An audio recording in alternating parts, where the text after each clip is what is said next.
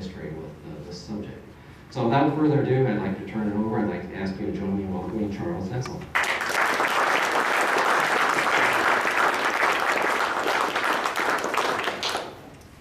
Thank you. Let me get mine going here.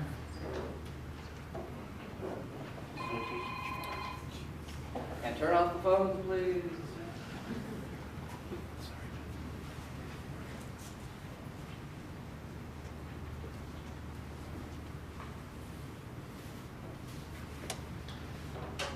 Okay. Thank you for having me.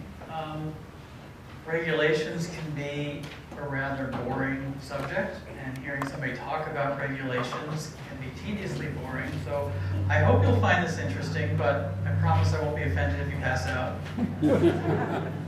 So Los Angeles County has 12 engineering geologists on staff. The city of Los Angeles has a roughly equivalent number. This is all of us. I think that's fairly unique to Southern California. All of the counties in Southern California, Ventura, Los Angeles, San Bernardino, Riverside, Orange, and San Diego, all employ engineering geologists full-time, but most of those agencies only have 1 or 2.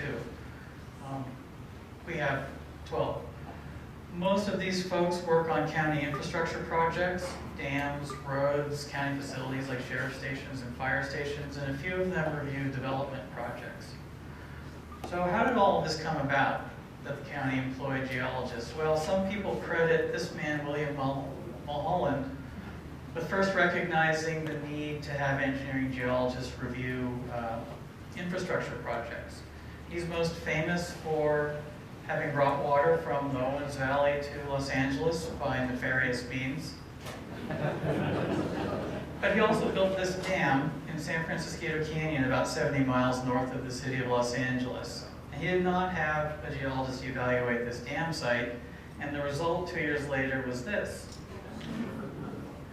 So the problem was that the materials on the left abutment are schist, which were subject to failure. There are landslides all up and down the canyon. The materials on the right abutment were permeable sandstones, and then there's a fault going through here, so there was water underflow through the dam. And the story's more complicated than that, and a guy named J. David Rogers has had access to water and power information and put together a great publication regarding that. But the point being is that Mulholland recognized at this point that he should have had a geologist evaluating the site. So then the next thing, the next lesson the county learned was the Portuguese Bend landslide in the Palos Verdes Peninsula. This is how it's mapped in 2007, but this landslide had been recognized in 1946 and actually earlier in the 1920s. I didn't get a copy of that map, but here's that landslide. So Los Angeles County knew this landslide existed, and they went ahead and extended Crenshaw Boulevard down across this upper part of this landslide. And when they got to this point here, this portion of the landslide reactivated. This was 1956. 160 homes in this area were destroyed, and the county lost a lawsuit of $10 million in 1956, which is roughly equivalent to $80 million today. I believe that at this point, the county began having geologic evaluation of road construction, but I haven't been able to verify that. So now, bringing geologists in to evaluate private development projects began initially with, well, here's what the landslide looks like today. Began with the development of grading codes. Now, the development of grading codes originated following World War II. During World War II, a lot of heavy equipment development was done for the war effort, and that technology was brought back, and heavy grading equipment was developed. But the problem was that as people were moving into the hillsides and the sites were being graded, that the grading techniques weren't fully well developed. And so generally, they would just cut the upper portion of the slopes and push the dirt over the side without any regard to stability. They didn't have any geologists involved in the process, no soils engineers. And building sites were constructed in much the same way. So here's a little cartoon showing how roads were constructed. So the cut would be made in this upper part, and the fills just pushed over the side. So as these would settle and slip, the road would crack. And then these techniques were also used for building sites. So you have all this fill pushed over the side, sitting on soil and colluvium that can settle. And you'll notice how that manifests itself as the house settles. You'll see cracks above doorways and windows. So this was all done in the late 40s. And then in 1951-52, we had a lot of rain over a relatively short period of time. And a lot of these fills ended up in the streets and had to be cleaned up and cost an enormous amount of money. So that prompted the City of Los Angeles, as well as the County of Los Angeles, to begin adopting grading codes. So the city adopted the first grading code in the country in 1952. And that had some specifications for cut slopes and fill slopes. Started out at 1-to-1, and eventually they were increased to 1.5-to-1 for cuts and 2-to-1 for fills. And it required fill compaction. Problem was, most of the grading contractors did their own compaction testing. So fills produced through much of the 60s are not in such great shape. But this is basically what was devised with that early grading code. And then these techniques are still used today. You have a fill key, which supports the fill placed above it. Benches, they're missing drains. We usually have drains on these benches. And then you can see these layers of topsoil, colluvium, and bedrock that are shown here that are tilting downward. As you build the fill up, that supports that material. So remember this diagram, because this is also used for landslide stabilization. It's a very common technique. Other agencies followed the City of Los Angeles in developing grading codes very shortly after. LA County in 1957, and then in 1962, the county began requiring geology reports for grading projects, and then they also began hiring geologists to evaluate those reports. So, to talk a little bit about building codes. The National Building Code is referred to as the International Building Code, and it's prepared by the International Code Council. And then states have 180 days following issuance of that code to develop. They're up to either adopt that code or amend it. And local agencies then have 180 days following adoption of the state code to amend theirs. And amendments can be done under one of three categories, or any of three categories: topography, climate, and geology. And local agencies can fit almost any amendments they would like into one of those categories. So this is an LA County code that was originally developed in 1962, and it's very specific. It says that you can't build on property that could be affected from landslide, settlement, or slippage.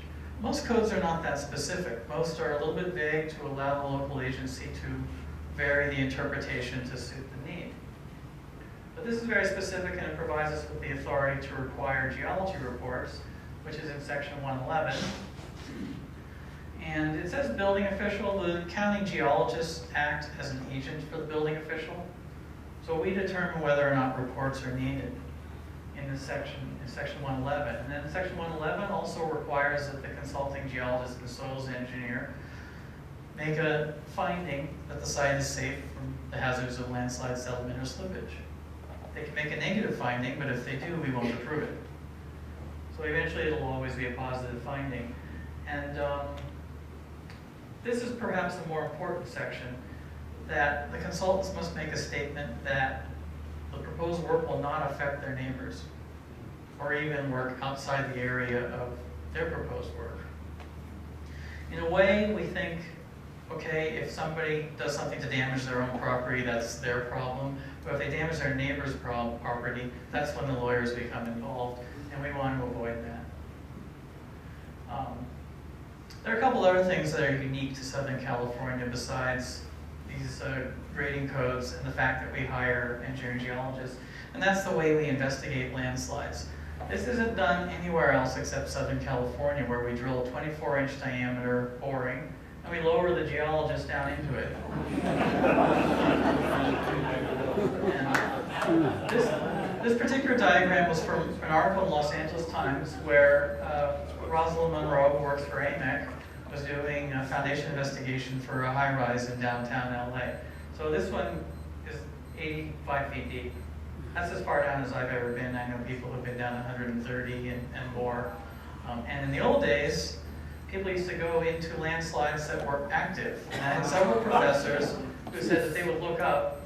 You can't look up now. I'll explain that in a minute. They would look up and see the hole becoming more oval shaped as they were below it.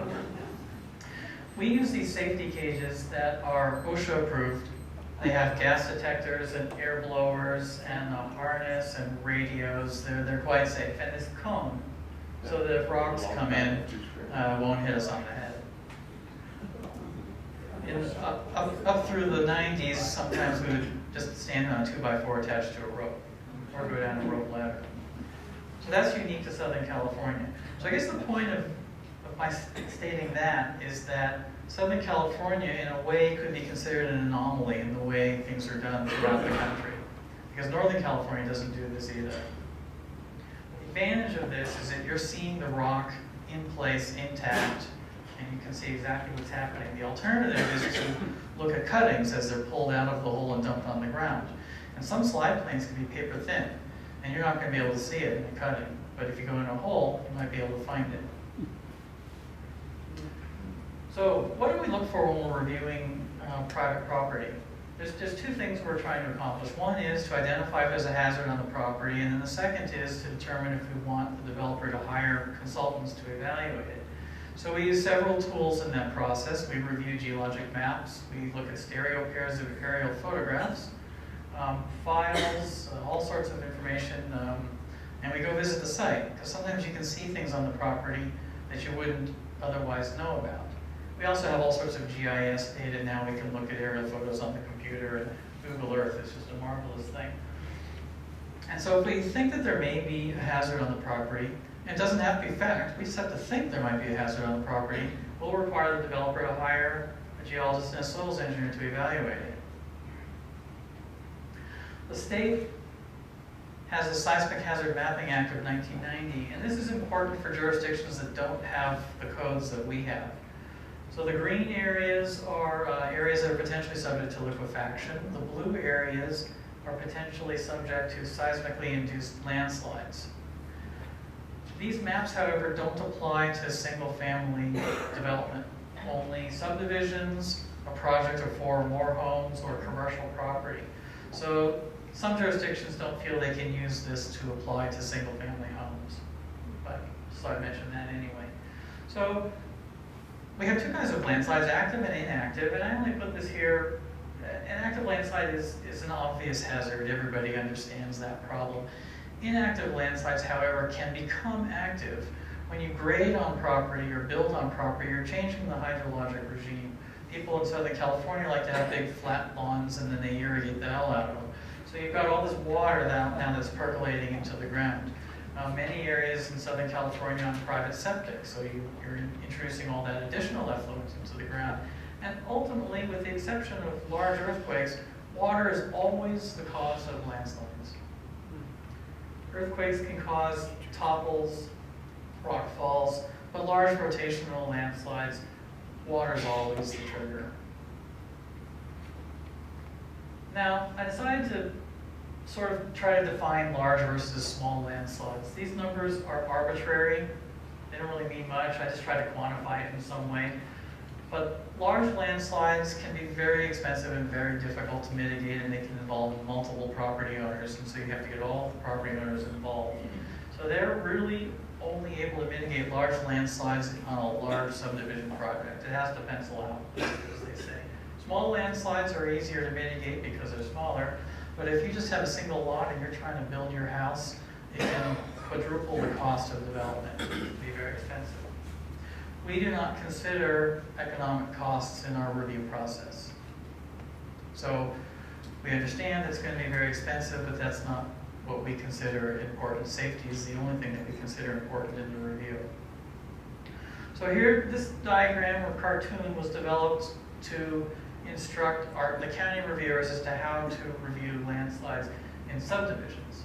But there are 3 building area examples that I'll talk about. The others are really only important to subdivisions and not that relevant. But C, you've got a landslide that's on your neighbor's property. You want to build your house right there.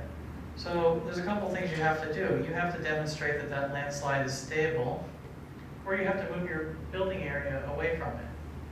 And if you want to demonstrate that landslide is stable, that requires your neighbor's permission to have a geologist go on there and drill or do an investigation. So that could be problematic. For the case on lot 2, you have a landslide here. Now at face value, that's moving away from the property, so maybe that's not a big deal. But landslides can migrate headward. So there's the potential for that to affect this building area. And some solutions people use would be grading the top of it, drilling caissons or soldier piles to support the building site in the event that that landslide moves. Or you can move the building area away from the landslide. Landslide B is on your property, so you have the right to mitigate that if it needs to be. Or the geologist can determine that it's stable and maybe you don't have to mitigate it at all. So those are the 3 basic cases that we look at. So I'm going to show examples of actual projects that had occurred in LA County, and then a couple of outside of LA County. The first one, Flying Triangle, which was near Portuguese Bend. Oh, by the way, I added 2 yesterday, so I don't have little red stars, but they're located right around in here. So we're going to start with Flying Triangle, which is in the Palos Verdes Peninsula. And this is an active landslide near the Portuguese Bend landslide, which I had discussed earlier. And we will not issue permits on property that is actually moving. But we won't actually come out and say that. Because the problem with that is if someone calls me up and says, will you issue permits on these properties? If I say no, that can be considered a taking of private property by the government. So you have to be careful how you phrase things. So here's the Portuguese landslide, Bend landslide that we saw earlier. That's in the city of Rancho Palos Verdes. The Flying Triangle is right here. So we'll zoom in there a little bit, zoom in a little bit more. Right in this area is a graben, a little pull apart zone. And then the scarp comes up something like this through this pavement that's been repaired recently. And then across here and somewhat down like that. So there was at one time a couple of houses in here that they're gone. These houses are rafting. They're moving a few millimeters a year. But as long as the house doesn't suffer any structural damage, we're not going to red tag it and make you move out. So you're permitted to live in these houses as long as they don't fall apart. Because all we're looking for is public safety in this case. So mitigating this landslide, should somebody wish to, would require removal of this area and recompacting. This landslide reactivated in 1980 following 3 wet winters in a row. Usually 2 wet winters is all you need to get landslides moving in Los Angeles. This was 3, 77 to 80. And we had another wet winter in 81 or 82. And so all along the coast, we had a lot of very large landslides moving.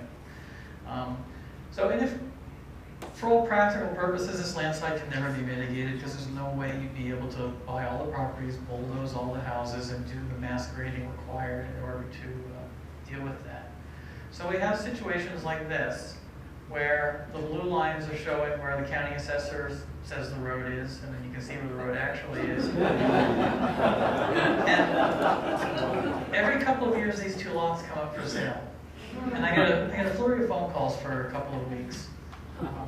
People will say, I hear you're not going to approve permits on these lots. I said, no, I'll approve permits on these lots. You just have to hire a geologist and a soils engineer who can demonstrate that the site's stable. That's all.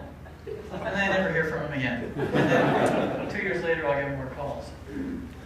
So that's the only active landslide that I'm going to talk about. So let's move into Fermo Pacific in Topanga. This is an ancient landslide, and the homes in this area began being constructed in the 1920s. They're all in private septic. I mentioned cumulative impact that has to be addressed. That cumulative impact is really related just to private septic. Because if you've got just a couple of homes putting effluent in the ground, it may not be enough water to get anything going. But as you add more and more houses, more and more liquids going into the ground, it's possible that eventually something could be destabilized. So we require the consultants to assume saturation in their stability analyses. So this is the landslide. Scarp is somewhere up around here and comes down to Topanga Canyon down here. But it's not all landslide anymore. The USGS has it mapped something like this. I have no idea what they were thinking when they came up with these colors. But who knows? It was 1980, maybe it was some residual effect. So the yellow is landslide and the pale green is the underlying bedrock. So what appears happened here was this landslide is so old, it's just eroded, and there are windows of the underlying bedrock peeking through. So we have reports all the time for houses on this landslide, and we routinely approve them because the consultants are in fact able to demonstrate that at least the portions of the landslide they're working on are stable. So now we'll look at a subdivision in Plum Canyon in Santa Clarita. This was possibly the second largest landslide in Southern California after the Portuguese Bend landslide.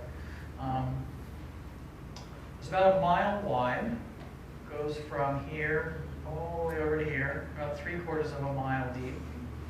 These are hog farms. There are a lot of hog farms in Santa Clarita, or there were at the time. So this is one very large landslide. And this original subdivision was proposed in the mid-1970s, and this subdivider was just sort of piecemealing the work, handing out a little bit of money at the time, and never really gave the consultants what they needed to do to demonstrate that the landslide was stable or to come up with a mitigation. So it took 20 years before anything really started going. The consultants divided the landslide into 4. QOL is old landslide 4, 3, 2, and 1 is off-site here. This isn't real. It's one large landslide, but it was subdivided based on drainage pattern to facilitate the analysis process. I don't like this. There's nobody in my office who likes that they did this because it doesn't actually model actual conditions. Ultimately, it worked out, but it wasn't until about 2000 that we really started getting grading going. These cross sections are right here. And the reason I'm showing them is that the amount of subsurface data required to address a landslide is subjective. I get asked all the time, how many borings do I need to put in? How many backhoe pits? And we can't answer that because it really depends on the situation. It depends on what they find. Somebody might drill a boring and not get the data they need and then need to drill another one next to it. But normally, 3 borings, as is shown on each of these sections, is sufficient to define a landslide plane. But because of the scale, this is 3/4 of a mile, anything could be happening between these borings at such a huge distance. So we ended up requiring an awful lot more borings to be put in here.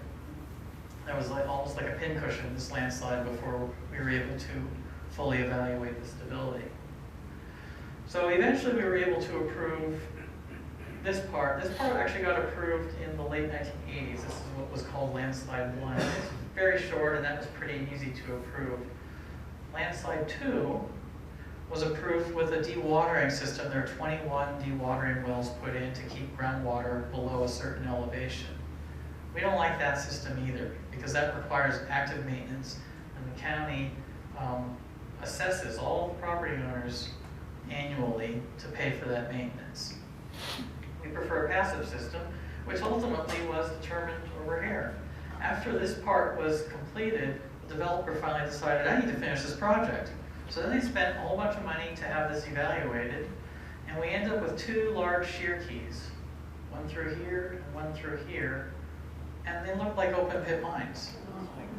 It's about 135 feet deep. This photo is pixelated. It was taken with a 1990s Sony Maxima, so it's 600 by 400, ancient technology. The slide plane's somewhere down in here, and there's a geologist somewhere down there. I'm not even really sure where, I can't tell. But we have these big scrapers creating this giant shear key, and there were 2 of them. So think about the money involved in stabilizing this landslide. So this is what it looked like after the shear keys were completed. And this is approximately what it looks like today. This is 2013. Hasn't changed much since. market's kind of down. They're not building a lot of houses out here now. But I consider this a successful project. I think with those shear keys, it'll hold everything else in place. We'll see. So now let's look at the single lot in Valverde.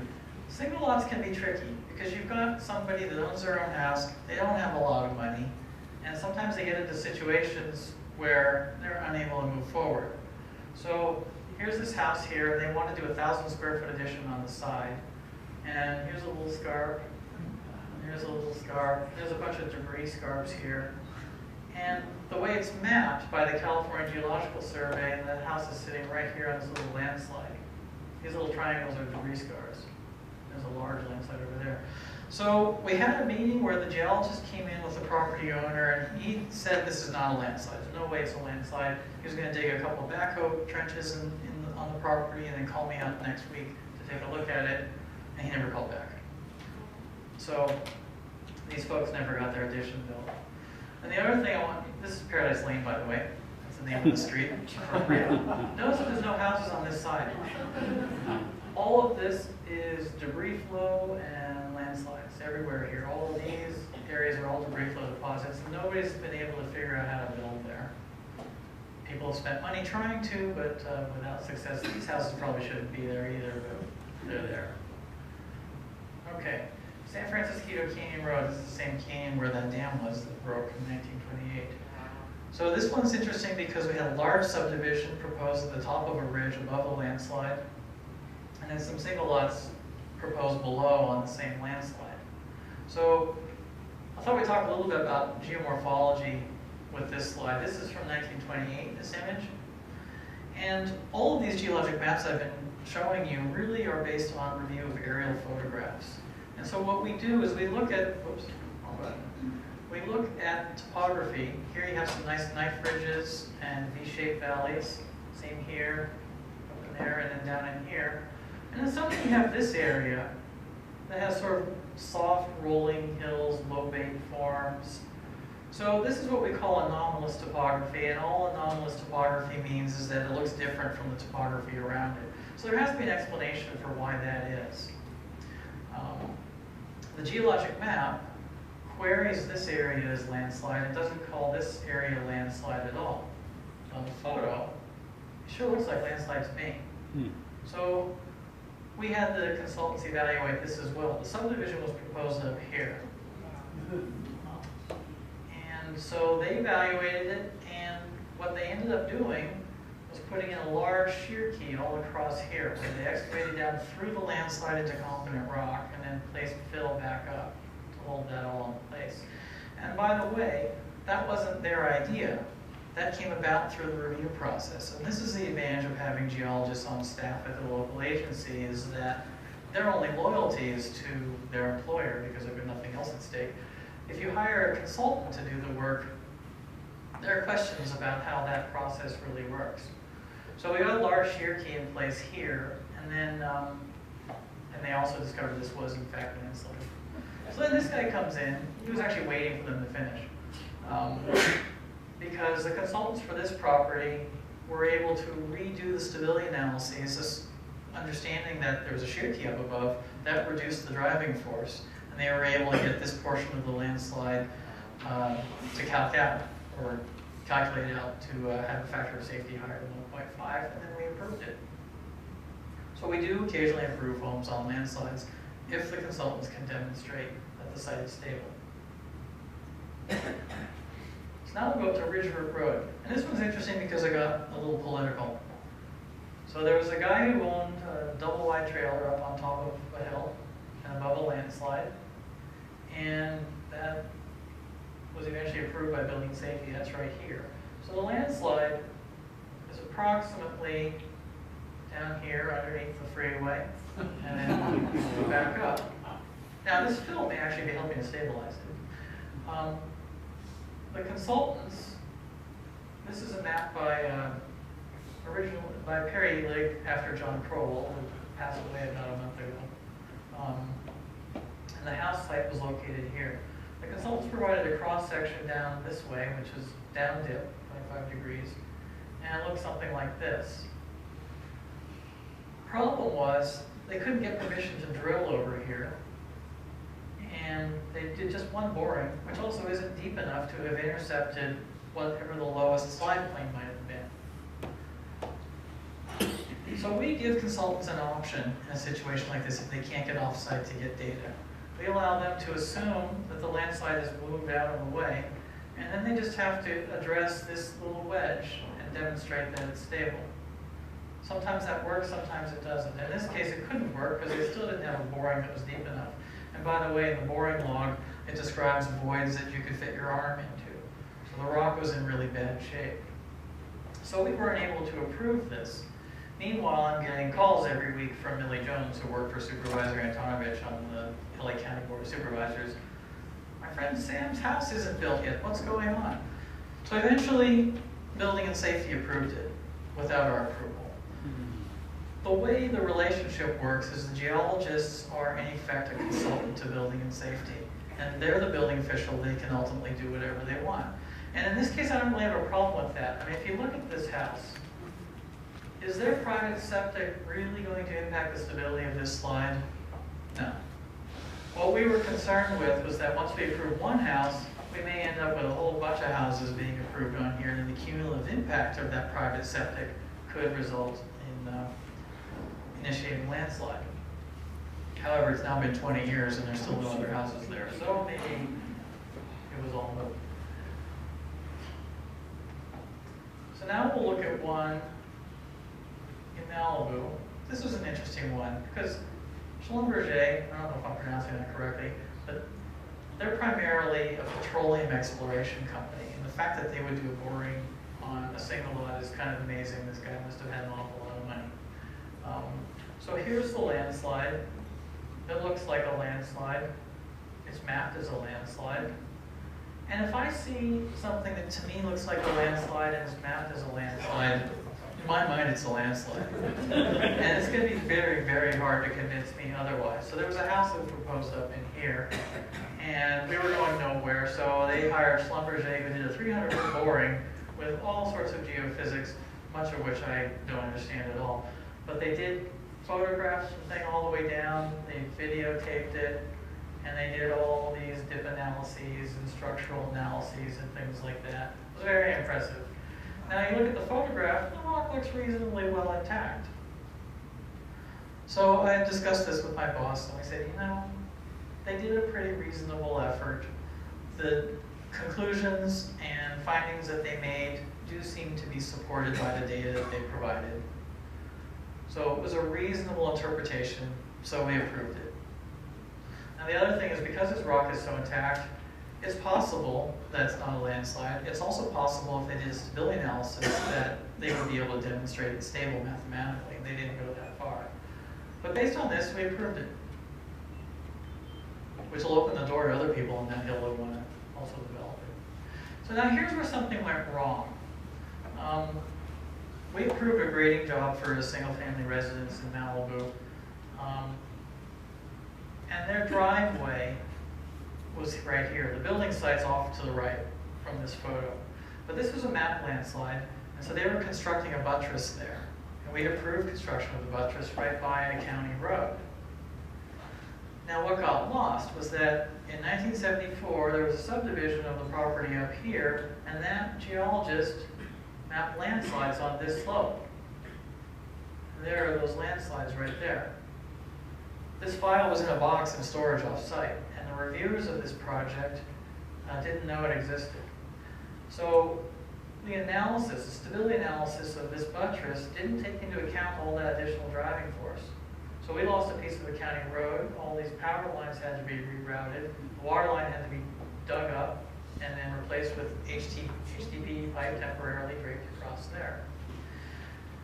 Now, this road is not heavily used. There's a few homes down this side, but they have access down to the Pacific Coast Highway in the other direction.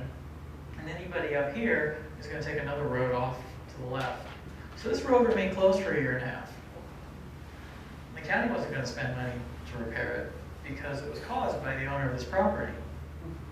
But he now had to get involved with the owner of this property to repair this slide, which required grading all the way up into here. So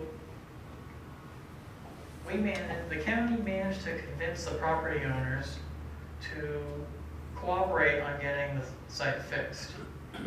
Somehow they refrained from filing lawsuits. Once you file a lawsuit in LA County, everything stops and nothing happens for years. But everybody wanted to get this road fixed, and the guy up above wanted his driveway fixed.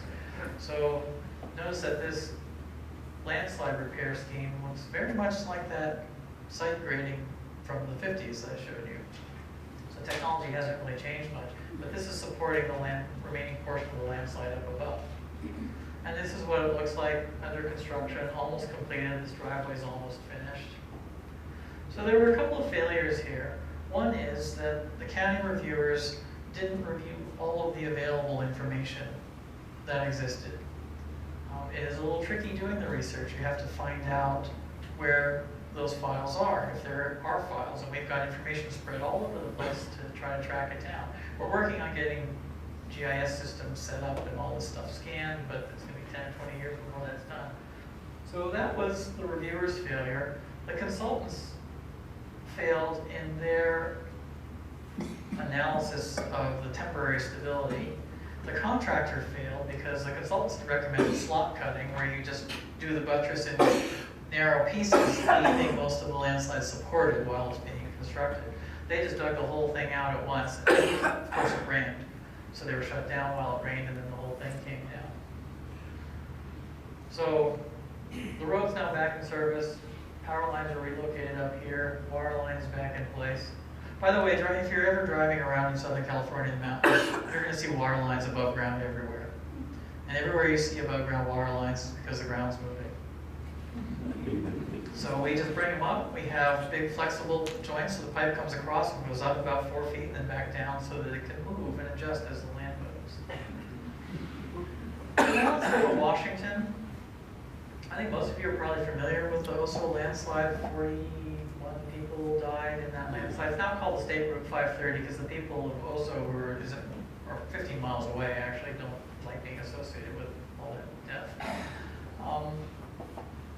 The problem here, even though there weren't a whole lot of new homes being constructed down here, is that when this landslide failed, and it had failed many times in the past, it just slumped into the river. So if I was reviewing something in here, I would say, well, in the past this landslide's just slumped into the river, and that's the way it's going to continue. Nobody anticipated the mobility of this slide to come all the way across to the hill on the other side. And the reason for that is that this whole area is forested. So if we're just looking at stereo pairs of aerial photographs, all we're seeing is trees. We don't see topography. But now we have LiDAR. And LiDAR, when you process this data, you can remove vegetation.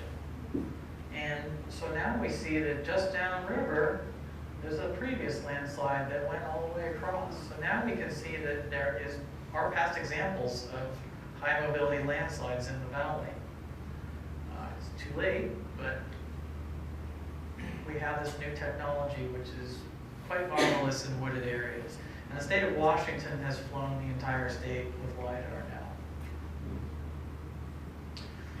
So now I know what you're all waiting for. So I'm going to talk about how California laws would relate to the development of this area. First is the State Mining and Reclamation Act of 1975, because there's a quarry below. So one of the implications of this act is it requires that when mining is completed, that the site is left in a stable condition. It also states very specifically, as the building codes do, that any fills must be no steeper than 2 to 1, and any cuts must be no steeper than 1.5 to 1 unless demonstrated to be stable. So now if when this mine had ceased to operate, if they had put a 2 to 1 fill in front of it, that fill would have gone all the way out into the street probably, coming down at 26 degrees. But the site would have been stable, but there would have been no pad for a Walmart. So the other alternative would have been to have cut the slope back at 1.5 to 1.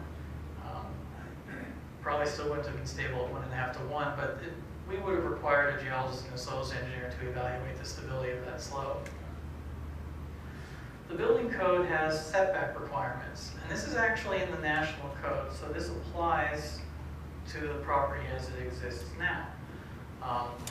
For the house up above, the bottom of the footing needed to be, the slope's about 100 feet high, that'd be 36 feet or so. So 36 to 40 feet, the bottom of the footing needs to be away from the slope. And you can move the house closer to the slope if you deepen the footings. And the toe is the height of the slope, which goes all the way to the top. It's not just to the bench, from here to there. Would have been h/2, which in this case would be 50 feet, or 15, but it's smaller. So let's see how that would work. I stole this cross section. There's the reference there, in case you wonder where I got it from. It's these folks here. And then I applied, there's another aspect which is a little curious, and I'll get into that. The code also says that if the slope is steeper than 1 to 1, or 45 degrees, you project an imaginary 45-degree line onto that slope, and you measure the setback from that line. So if we place that for the lower bed, and then the upper one for above, we end up with these setbacks. So based on that section of the code, both the Walgreens and the house up above complied with the setback requirement.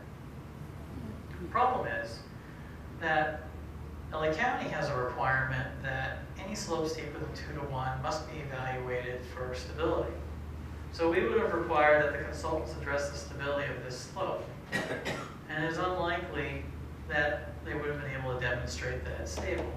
I wouldn't have expected this form of slide. I would have expected something maybe like that to come down. So let's say we put 1.5 to 1 lines on here. Then we end up with this. Now that house that was here no longer complies with the setback, and there's now no room to build here. And this is a 1.5 to 1. 2 to 1 would probably come out about there. So in constructing a buttress, this is a very high slope, 100 foot high, probably would require this to be 2 to 1 in order to be considered stable. Now I understand that there's been a report prepared to address this. I haven't seen it. So I don't know really what is ultimately being proposed for this, but probably this house would have to go, and this pad would have to go also in order to stabilize that. So what would LA County do in this situation at this point in time? Because now it's happened. What do we do? Well, the county is really only going to be concerned with protecting infrastructure. Road, utilities, water lines, gas lines, that sort of thing. They're not concerned with private property, and they're going to do everything they can to avoid spending money on private property. Because in LA County, we consider that a gift of public funds, where you're donating public money essentially for the benefit of private property owners. That's frowned upon. The damaged home, this apparently also seems to be unique to Los Angeles. When I was up in Seattle last February, and we had a tour of homes involved in a landslide, and the homes were all tilted at 45 degrees, and they've been there for 4 years. Well, LA County considers that a nuisance and a safety hazard.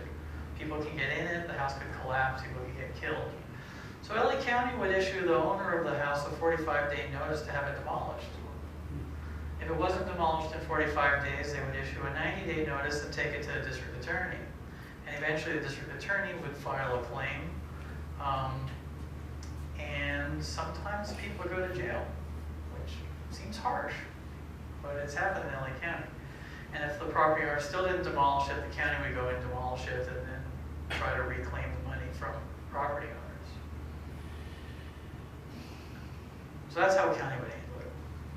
And that's my last slide. Questions?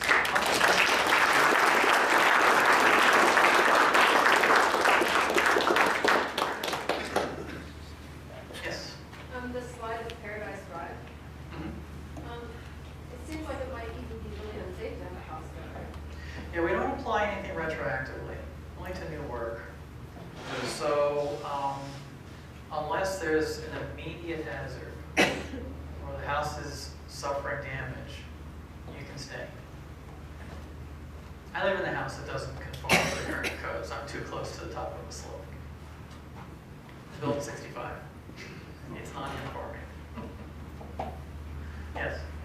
On the illustrations there, we have the massive excavation of the building with the toes and keys, compacted material to hold back the material above it. Are there any other processes that you can use to try to mitigate future landslides, like rock bolting something back in? Yeah, there's all sorts of techniques for doing that. The rock bolting, tendons that go in 100 feet and with metal plates and wire mesh. You can use caissons. That can be expensive. Drilled caissons, soldier piles to help support it. If you're going to sink a rock bolt in, how do you know that you're going into something that's solid? Yeah. You need an investigation initially where you drill boring in at approximately the angle, and you test the material. And then tendons have to be tested. Usually it's 10%. You have to do pull-out tests on them to verify that they're installed properly. And we use that technique a lot on highways in California, and a lot of them fail. And then they have to put in more or go in deeper. Would you say 10%, you mean that 10% of the use strength of the tendon? 10% of the tendons get tested. Oh. I forget what the level is, but it exceeds the pull-out strength that's designed for. Yeah. Are you familiar with the La Conchita? Yeah. And Actually, I was thinking of talking about that one also at one point. are they rebuilt? No, the houses don't get rebuilt. They've left the landslide there, and the homes that were buried are still buried. So that's a tough situation. What the county probably should have done, that's in Ventura County. Tell us a little about. Okay, La Conchita is a neighborhood in Ventura County by the 101 freeway, and there was a railroad that went up against the toe of the slope up until about 1904, when they got tired of rebuilding the tracks because of landsliding, and once a train got knocked off the tracks, they decided to move the tracks out closer to the ocean side. And then in, I guess, the 20s or 30s, it was subdivided. They started building houses in there. It's clearly a very large landslide. And there was a failure in, I think, the 90s. Is that right, Joe? Was there a failure in the 90s? Yep. And then one in 2005. And at that time, the county should have immediately gone in and bought all the houses. Probably would have required a bond to pay for it. Would have been expensive. But I frankly don't understand how they can allow people to live there. It's going to happen again. More people are going to die. It's inevitable. But the only way you can do it is to purchase properties. Yeah, so that was what I was going to ask about. When you get to the situation where it could be considered a taking, how does the county deal with that? They would have to pay fair market value for the homes. And what is the fair market value of its own? Well, right now, right now it's pretty high, and that's why for La Conchita they should have done it immediately when the property values were low. They're all back up to where they were before the landslide. There's a very short half-life following disasters. You've got months if you want to actually do anything about it, and then the public will disappears. Elizabeth. I have two questions. One, could you be a little clearer about the infrastructure in terms of municipalities and counties being responsible for that as opposed to the private homes? Because there's been some discussion that that road is somehow benefiting private landholders, and so they should bill us and or not build it. Well, I guess that would depend on if it's a public road or a private road. There's a clear distinction in Los Angeles of that. If it's a private road, It's a public road. then I would say that the city should be repairing and trying to recoup money from somebody.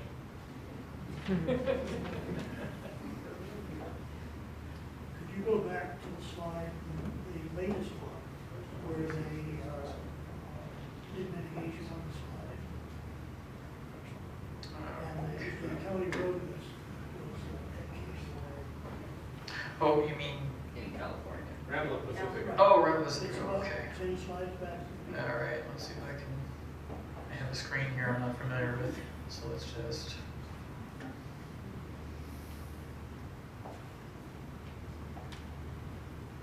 Now I've lost my cursor. All right, let's just do it this way. Well, There we go. There, the next one. Go forward. There. one before that?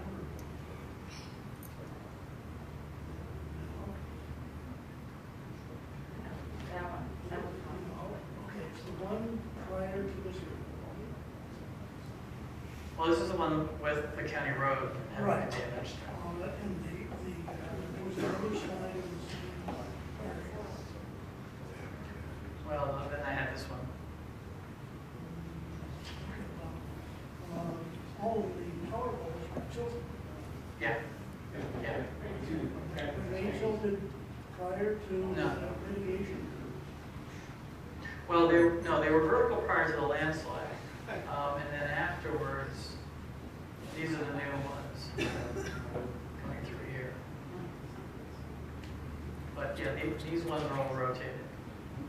And there were, I think, 2 8-inch water lines coming through here. There's always a question of, well, whenever there's a lawsuit, and there are always lawsuits, people try to involve the county. Government agencies cannot be sued for issuing permits. It doesn't go anywhere. We've never been sued for approving something. So whenever there's a landslide and people try to blame the county, they always blame either a water line having broken or work on roads having diverted drainage onto the property. That's always how they approach it. And then there's always the question of what broke first, the landslide or the water line. Yes, sir. When a geologist says a site is safe, does that take into account if there will be an earthquake of some calculated frequency? Or Yeah, there are 2 types of stability analyses that we do. One is called gross or global or static, and the other is seismic, where you introduce seismic forces into the stability analysis. So that is taken into account. Can you go forward to the Vice Drive side and let's take a look at something that was in there? It looks like there was a ancient or historical irrigation ditch there Right. from the 50s and 60s. You mentioned water being a prime factor for moving our land. Could that ditch have made it so less stable, or do we have any location from above also? Well, normally, let's say there was water in there and it was leaking. Normally, we assume it's coming down at like 45 degrees Right. slope like that. So it wouldn't have really had any effect on this. It wouldn't got down and so let the so come up? Not unless the ditch was up here. Yes. Yeah. Or infiltration higher up. Right, right. Assuming that, say if we had the Los Angeles regulations here, I assume that that house up on the top of the hill is falling down now, and the Walgreens building would not be approved. Is that, can you say That's that? probably correct. And the house up above would be red tagged. There'd be a big red piece of paper saying unsafe to enter or occupy. And they would only give that house, the owners of that house, 45 days or something like They that? give a 45-day notice and then a 90-day notice. Wow. And do you think that the Walgreens building, which apparently is in good shape, would survive, considering, well, of course, it all depends on how they build up that. Maybe. Yeah. I mean, you can do combinations of things. You could build a very strong retaining wall in the back side of the Walgreens and then build a slope up from there. There are lots of possible solutions. Yeah. I think I understand you when you say that LA County and the city are able to distinguish between active and inactive landslides. Is your grading system for active landslides? Or do you just kind of say this is active and you don't do a risk assessment? No, there isn't a grading system for that. If it's active, you have to stabilize it. Right. And all landslides can be stabilized if you throw enough money at it. Yeah. Well, not all landslides. Yeah. Portuguese Bend, they've tried for 30 years. What would you do with, in LA County, what would happen to the Walgreens site as it stands now? Would it be considered unsafe? What, if you were in LA County, would be It would be yellow tagged because it doesn't appear to be suffering any structural damage right now. Yellow tag is limited access. And what is its future, yellow tag Well, wise? its future would depend on the nature of the repair and what ultimately is done. It's physically possible to repair the slide without, and leave that structure in place. Should that method be chosen. If you end up just doing a buttress with a 2-to-1 slope coming down, then the Walgreens would have to go. Charlie, do you think we know enough about the events to say what caused that slide? I don't. I suppose you might. What's the consensus here? Was it wet weather? Was it the water leak? What's All of the above. I will venture comments that if you poke at a hill long enough, it will move. And see that it's had a lot of. Can't hear you back here. Yeah, that's certainly part of it. A lot of insults on this hill over the decades, and just decided to. But his point earlier in the talk, which I was trying to, was it that I got it correct? Water is almost always the initiating factor for Right. landslide. Right. It can be these other things that weaken the structure. Yeah, the triggers it, usually I water. think it's good water. Yeah, oversteepening the slope didn't help, certainly. I have a question for the group. When that happened, that made national news. And I was looking at the Google Earth images and in Southern California, of course. And it looked to me like they actually undercut the path when they built the Walgreens. Did they undercut that slope to put in a retaining wall? Does anybody know? Was it undercut? I think they graded more. They graded into the slope. Well, besides water, I guess I had a different professor than him in school, but water is absolutely one of them. But undermining the total slope is actually what I was taught was the first most important cause for landslides. But they both are certainly significant. I don't know, just looking at it from air photos, it looked to me like they cut into the total slope during construction. And but I don't know, that's just remote sensing. As I recall the situation, we had the 1999 elevation, and then it was required to lower that elevation further to make the access pad better. 8 feet. Is that what, 8? Yeah, 8 feet. So this was cut down. It was lowered down to make it level, make the road access coming in easier, and then it was sold as a build-to-suit site and leased back to Walgreens. And so, like I said, if you poke at these things long enough, Yeah. and that's just another poke. Yeah, well, that's not going to help any because the factor of safety is the resisting forces divided by the driving forces. So you've got all this weight driving down here, and this is what's resisting it, pushing that way. So if you lower this, you're reducing your resisting forces. Charles, let me ask, in some of these high-risk areas, how are they able to secure insurance for the property and without insurance, secure a mortgage? Well, there is no landslide insurance in this country. There is a proposal. There's a geologist who works right back in Southern California who's going around with an actuary all over the country trying to drum up support for a national insurance program similar to what exists in New Zealand, an all hazards insurance program, which everybody would contribute to. I think that's just a Band-Aid. I don't think that's really solving the problem. I think the way to solve the problem is to require developers to mitigate hazards before they're permitted to build. And that's why whenever there's a landslide, people sue, because there is no insurance, there's no other way to recoup costs. So how successful are you? How successful are the lawsuits? Well, the county tends to settle. They say it's just cheaper to settle than to file a lawsuit. It seems to me if you started fighting back on some of these things, and people started losing, eventually fewer people would file lawsuits because the risk of losing would be higher. But the county tends to settle. The county's always settling now. That's punishing. Well, what is the success of all this? Have you had any sort of, I guess it's separate from the quake idea. So as long as you don't have any big quake, it seems to be working. Yeah, I measure success by looking at the news every winter and wherever we see landslides, and most of them seem to be in Orange or Ventura County. So I think we've done a pretty good job. To your seasoned eyes, when you drive around Teton County, do you see a need to implement the kinds of strategies here that you have in your county? Not necessarily, at least not to the extent that we have. I think it'd be a good idea for hillside development to at least have a consultant take a look at it, just render an opinion.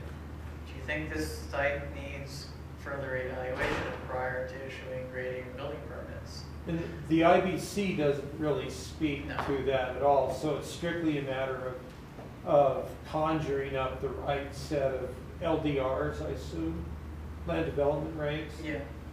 And that's the vehicle you are using there to enforce yours, Right, correct? right. The IBC uses the term design professional, and it includes a bunch of different types of professions. I think it does not specifically include geologists. So I think that's a good way of approaching it. I'm sure there are plenty of licensed geologists in Wyoming. You have to be licensed, by the way, to do this sort of work. To just render an opinion, the city could just have a consultant on call on an as-needed basis. There was a consultant and there were 2 studies. Okay. There was a geologist who did Before the study. failure or after? Before it was built. And the plot thickens.